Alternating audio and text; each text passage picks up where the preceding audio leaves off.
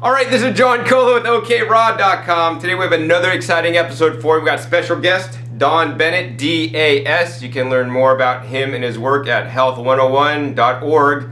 He's been into a raw, plant-based, fruit-based diet for the last 20 years. And in this episode, he's going to share some of his expertise with you about a problem that I and maybe even you had at one time or another. It's called melon belly. You eat a melon, you just kind of feel like not doing much. Maybe you got a stomach ache for a little while and you're just lying there and you just can't really do anything because you're like almost incapacitated. Well, maybe not that bad. But Don's researched this subject and he's going to share some knowledge with you guys that may help you guys out. So Don, why don't we first define exactly what we're talking about here. What is melon belly, what we're calling melon belly here? What is correctly called melon belly is a condition of basically eating something like a high water content food like melons, and then you're going to get a drop in blood sugar. It's technically called hypoglycemia, where just blood sugar drops very quickly and you just feel drained of energy. There's not necessarily any pain associated with it per se. It's just it's characterized by a big drain in energy where you just have to sit down or lie down, and in about 10 minutes, 15 minutes for some people at the most, you're okay again.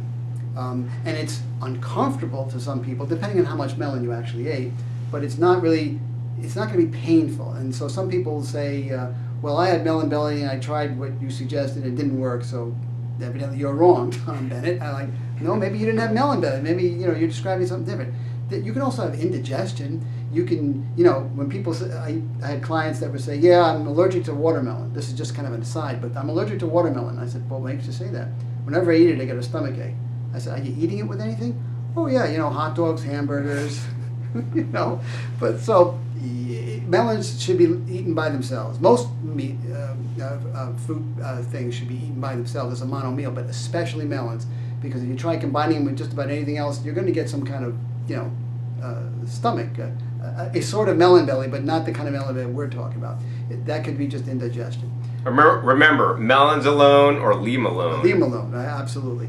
So, but with melon belly specifically, what I found to be the cause, because it happened to me when I first started eating a fruit-based diet, I'm like, wow, this is just being light over my head. Fruit, I'm just going to have fruit, not as a snack, but as a meal. This is so great. And then I just quickly discovered you can't just combine any ones, and this was the day before I knew anything or about anybody, and I just assumed I was going to be the only crazy maniac in the world eating nothing but fruit. But that's okay. I love fruit. I felt really great when I ate it. It was a great discovery on my part. One day I will share it with the world. Who knew that a lot of the world already knew about it? But anyway, so the problem I had was melon belly. If I would eat a whole meal of watermelon, I would feel that way. Like, I just gotta lie down here for a few minutes. Can't even get up. Can't even think about doing anything. And then slowly but surely, what was happening, my blood sugar would rise again, and I'd be okay. So I just dealt with it. I didn't know what. I just figured it's genetic. I have some genetic defects that I was born with, so I figured this is just one of them. And I can't eat melon for some reason that I couldn't figure out why. It wasn't really an allergic reaction, I realized that, but just something going on.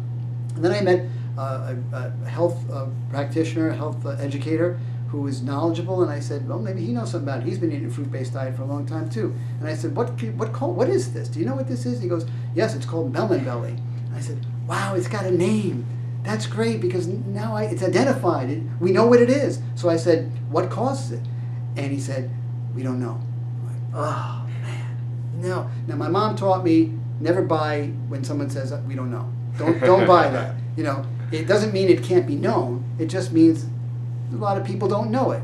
Doesn't mean everyone doesn't know it, but you can go find out. You can figure it out for yourself if it's important to you. And this was important to me because I love watermelon. I love honeydew melons. Oh, good honeydew melon. But I couldn't eat a decent meal of it without getting that melon belly. I had to eat very small amounts. So I just did some figuring and thinking, and what am I experiencing, and read some things. I said, well, this sounds like it's a hypoglycemia thing where the blood sugar is dropping.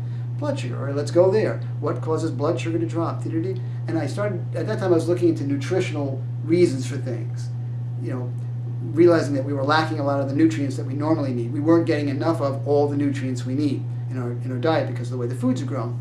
So I narrowed it down to chromium. Chromium seemed to be a key player in blood sugar regulation, and chromium was really missing in our diets to a good extent. It's just not in the soil. If it's not in the soil, it's not in the food. So I said, I wonder. So I picked up a bottle of chromium from a health food store, chromium picolinate.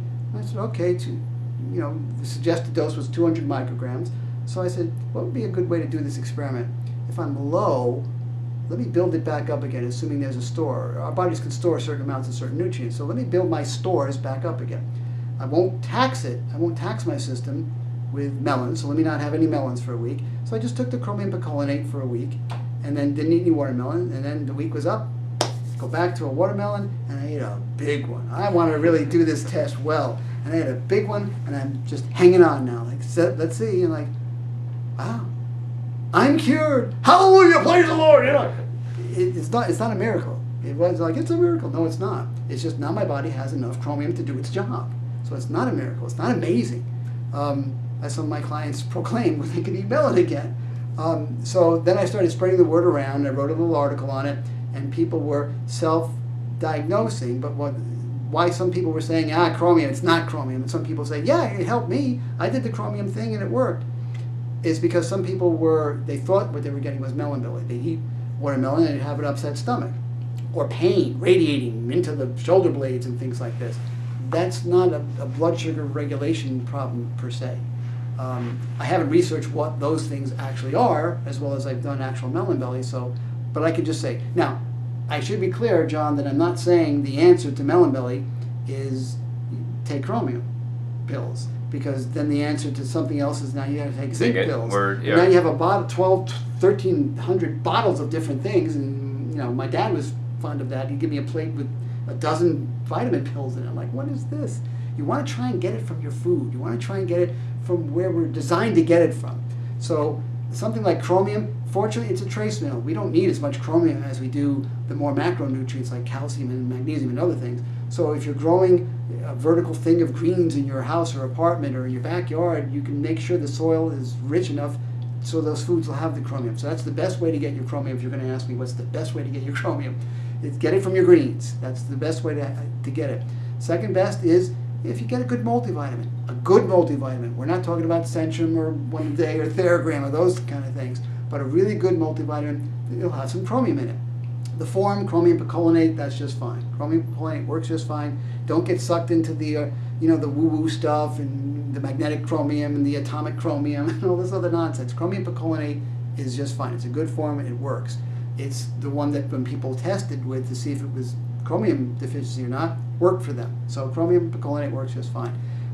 Initially, you can do double the dose of chromium. It says 200 micrograms on the bottle. You can do 400, for a week without any danger at all, really. And then that's your test. So you'd buy a bottle of chromium, John, just to test if it's really melon belly caused by not enough chromium in your diet. If it turns out to be not enough chromium, now you know what you got to do. Grow your own greens and things like that. Yeah, I mean, it's very important. I want to interject, just by buying greens in the store and eating more greens, you're not guaranteed by any means to get enough chromium. And besides chromium, there are other trace minerals that we do need.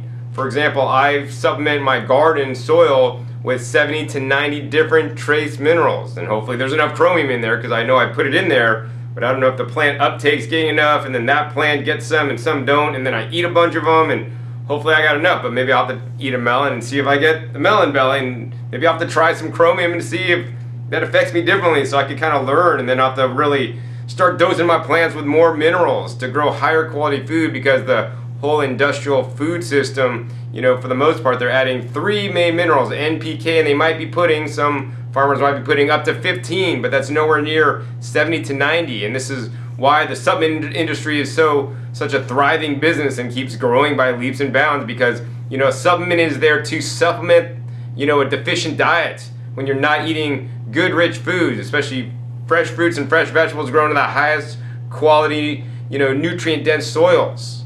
Right. So a takeaway point of all this is anyone who tells you that as long as you eat an all-raw diet, don't cook anything that you're eating, and you're active enough to warrant eating enough food, you'll get all the nutrients you need. It's a lovely notion. I'd love to believe it, but unfortunately... I mean, maybe 200 years ago you could do that, but... Well, maybe. I don't know about now. Well, definitely not now. Well, Not definitely, now. Definitely not now. But maybe if you live in the Himalayas. Yeah, now that's one way of solving your issue. You just move to Tibet for the air quality, or move to the Himalayas for the sodium quality. But that's not practical for most people. But the good news is there are things you can do in your own backyard. No pun intended. That was good. I like that. You can. I want to have some fun in my backyard. Anybody want to join me?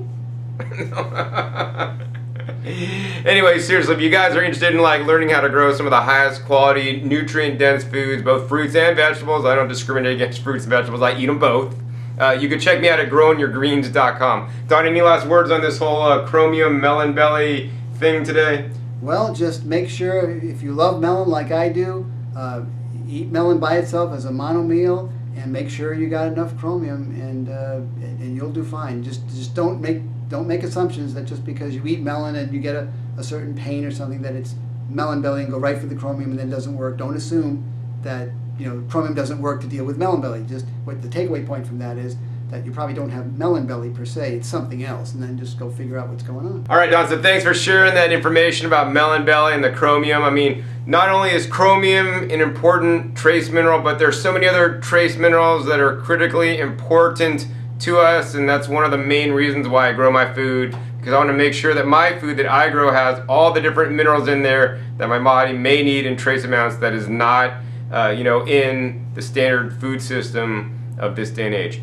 Hopefully you guys enjoyed this episode. Once again, my name is John Kohler with OKRaw.com. We'll see you next time. And remember, keep eating your fresh fruits and vegetables. They're always the best. All right, this is John Kohler with OKRaw.com. Today I have another exciting episode for you. Coming in HD, we're here at the 2013 Woodstock Fruit Festival. It's the first day. It's Sunday when everybody checks in. We kind of got here a little bit early.